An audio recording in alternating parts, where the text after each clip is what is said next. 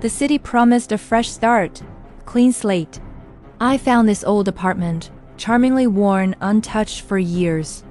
It felt like a secret whispered just for me, my own little corner of the world. On that first night, unpacking boxes and dreaming of the future, I caught a glimpse of myself in the ornate, full-length mirror that came with the place. I smiled, tired but hopeful. But as I turned away, my reflection held the smile just a second too long. I blinked, shook my head. Must be the exhaustion, right? Just my mind playing tricks on me.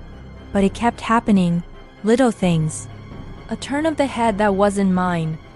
A flicker of an expression I didn't make. I'd frown in concentration, and my reflection would smirk as if it knew a joke I wasn't in on. I started to dread looking at it. The unease grew from a tiny seed of doubt into a thorny vine wrapping around my heart.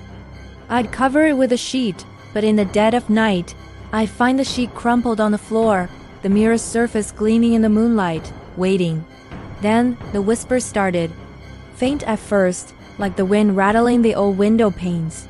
But they weren't coming from the window. They were coming from the mirror. It spoke of others. A young artist who lost his mind, a dancer who vanished mid-step. Tenants who, like me, had hoped for a new beginning in this very apartment, only to disappear without a trace.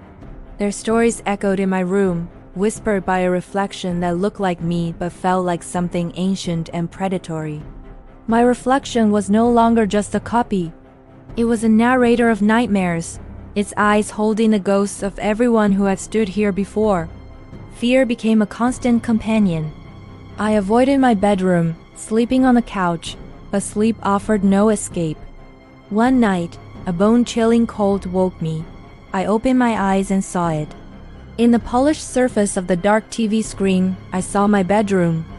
I saw myself, asleep in my bed, and standing behind me was my reflection. Its form was solid, real, and its hand, pale and cold, was reaching out, fingers outstretched, about to touch my shoulder. A silent scream was trapped in my throat. This wasn't just in the mirror anymore, it was in my room. With a surge of adrenaline, I grabbed the heaviest thing I could find, a cast iron pan, and ran into the bedroom.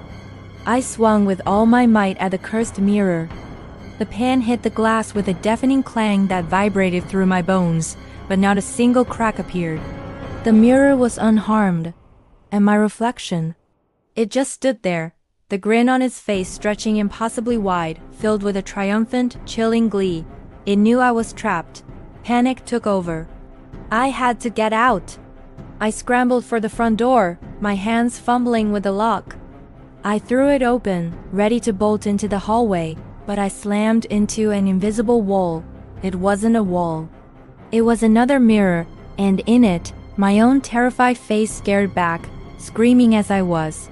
Every exit, the windows, the fire escape, even the closet door was now a perfect reflective surface. Each one showed me my own panic, my own despair. A maze of mirrors, a prison of my own image. And then, as I stared into the eyes of the reflection in the front door, I saw something shift. The terror in his eyes faded, replaced by a slow, dawning smile. A cold understanding washed over me, colder than any fear I had felt before. The panicked, screaming person trapped behind the glass. That was the real me. The one standing here, in the apartment, finally free, wasn't. Thank you for watching. If you enjoyed this story, don't forget to like, subscribe, and hit that notification bell for more chilling tales.